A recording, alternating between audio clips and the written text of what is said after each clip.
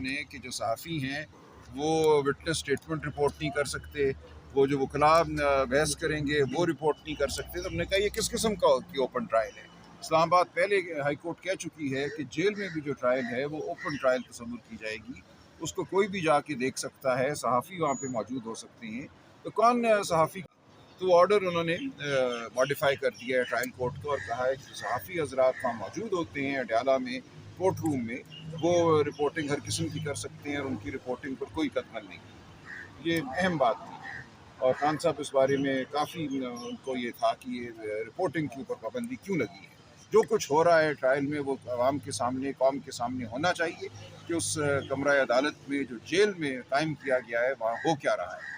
तो अब आप सब आज़ाद हैं, वहाँ जो भी जाएगा वो अपनी सवाबीत के मुताबिक रिपोर्टिंग करे। जो कुछ भी वहाँ हो रहा है, गुफ्तगू जो हो रही है, हर चीज़ बयान की जा सकती है। सर जी बताइएगा, खबरें गर्दिश कर रही हैं कि फिर एक दफ़ा जो है 1 हफ़्ते की पाबंदी लगाई जा रही है इमरान खान से मुलाकात पर, क्या कहेंगे आप? मुझे इस बारे में नहीं है, ये करते रहते हैं जी, कोई नई बात नहीं है, लेकिन कानून और आइन इसकी इजाज़त नहीं देता, तो ये करेंगे भी तो अदालतें उसको अब नहीं मानेंगी। ये बहुत हो गया है जी, मेरा ख्याल है अदालतों का भी अब पैमाना लबरेज है, लेकिन अभी मुझे नहीं पता कि ऐसी कोई पाबंदी लग रही है। सर ये बताइएगा कि राना सनाउल्लाह का बयान सामने आया है कि अब ग्रेट टॉक होगी सारी जमातों की मौके। उसके बाद रऊफ़ हसन साहब का बयान सामने आया है जी कि हम इनके साथ बात नहीं करेंगे। उसके बाद अली मोहम्मद ख़ान साहब का बयान ये आया है जी कि रऊफ़ हसन का ये ज़ाती बयान है। तो मेरा सवाल सर ये है, मुझे ये बताएं कि किसके बयान को पार्टी का बयान समझा जाए, पार्टी की पॉलिसी कोई समझा बात यहाँ हतमी नहीं होती। इस वक्त तक इमरान खान साहब का बिल्कुल ये फैसला है कि वो पार्टियाँ जो 8 फरवरी की धांधली की मुस्तफ़ीद हैं उनसे हम बात नहीं करेंगे। अगर बात इलेक्शन में जो धांधली हुई है उस हवाले से नहीं होगी। अगर तो बात करनी है इलेक्शन के हवाले से और इलेक्शन में धांधली के हवाले से तो फिर बात हो सकती है, लेकिन वो पार्टियाँ जो उसकी मुस्तफ़ीद हैं और उस तरफ देखना भी नहीं चाहती, जो माल गनीमत उनको मिल गया सीटों की सूरत में उस पर बराजमान है, तो उनसे हम क्या बात करें। मौसम की बात तो नहीं कर सकते। बाकी पूरा पाकिस्तान इस वक्त मुत्तफ़िक है कि 8 और 9 फरवरी की रात एक बहुत बड़ा सानिया हुआ, इलेक्शन पर हमला हुआ, अवाम के मैंडेट को लूटा गया। बाकी हम हर एक से बात करेंगे जो इस मौजू पे हमारे साथ बात करने को तैयार है और इस मौजू को सियासी सतह पे उठाने के लिए तैयार है। सर DGI इख्तियार कह रहे हैं कि ये कोई धांधली नहीं हुई, ये लोग इंतशार फैला रहे हैं नहीं, और अगर इनके पास सबूत है तो ये लेकर आए। देखिए वो उनकी जो प्रेस कॉन्फ्रेंस थी उस पर बहुत कमेंट हो चुका है। कुछ बात वो जानते होंगे, कुछ नहीं जानते होंगे। जो वाक़यात हालात हैं वो आवाम जानती है, कौम जानती है, हमारे सामने है। जिस तरह गवाहान पे, अदालतों पे दबाव रहा है वो भी हम सब जानते हैं।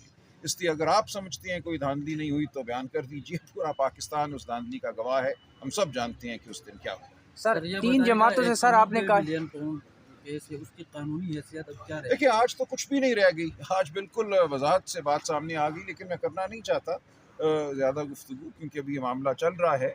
लेकिन जो बात अदालत में हुई जो आप रिपोर्ट कर सकते हैं वो ये है कि जो पैसा था बरतानिया में मलिक रियाज के या उनके ख़ानदान के अकाउंट में, उसको वहाँ की नेशनल क्राइम एजेंसी ने डी फ्रीज़ किया। उसके बाद वो पैसा मलिक रियाज और उनके ख़ानदान की हिदायत पे वहाँ से ट्रांसफ़र होके सुप्रीम कोर्ट रजिस्ट्रार के अकाउंट में आया। इसमें हुकूमत पाकिस्तान का कोई अमल दखल नहीं था। ये पैसा उस अकाउंट में आ चुका था। उसके बाद काबीना के सामने एक समरी पेश की गई कि जो सेटलमेंट हुई है मलिक रियाज की वहाँ पे नेशनल क्राइम एजेंसी के साथ बरतानिया में, उस एग्रीमेंट को खुफिया रखा जाए। ये नेशनल क्राइम एजेंसी का तकाजा है, लेकिन इसका कोई ताल्लुक इस बात से नहीं था कि पैसा पाकिस्तान में कैसे आया। वो पाकिस्तान हुकूमत के हाथ में नहीं आया, वो काबीना की सवाबदीद में कभी भी नहीं था। वो पैसा आ चुका था सुप्रीम कोर्ट के अकाउंट में। जब ये बात वाज़े हो गई तो इसमें ना इमरान खान का कोई रोल रहता है, ना वफाकी काबीना का कोई रोल रहता है। तमाम बात मैं समझता हूँ बिल्कुल अब वाज़े है। जो रिकॉर्ड हुई है एविडेंस, उसमें कोई अब इब्हाम नहीं, कोई शुबा नहीं है कि इसमें काबीना का कोई रोल नहीं।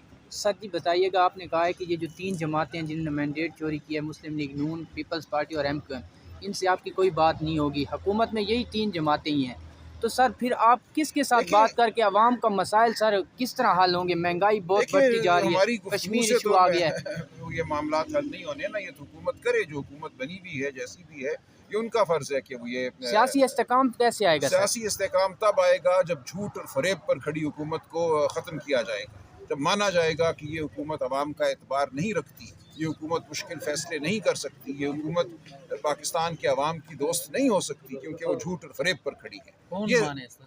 कौन माने ये बात? आप मानो, मैं मानूँ, हम सब इस बात पे आगे बढ़ें तो तभी ये बात आगे चलेगी ना। इस तरह तो ये कहना कि एक धांधली हो गई, मट्टी पाओ आगे, चलो आओ बैठो बात करें, ऐसे नहीं होता। मुल्क और कौमें जो हैं इस तरह आगे नहीं बढ़ती। फरेब और झूठ की बुनियाद पर ना हुकूमत पायदार होती है, ना इस्तेहकाम पायदार होता है। ये एक झूठ और फरेब का इस्तेहकाम होता है। इसलिए हमें ये गुफ्तगू करनी है, वरना इस मुल्क में फस्तायत का राज होगा आइंदा हमेशा के लिए। अगला इलेक्शन भी अगर इसी तरह हुआ तो आप और मैं क्या कर लेंगे? हमें बात करनी है, जद्दोजहद करनी है हर सतह पे, तभी इस मुल्क में आज़ादी का कोई इम्कान बाकी है, वरना हर इलेक्शन इसी तरह होगा और हम हमेशा महकूम रहेंगे। बहुत शुक्रिया।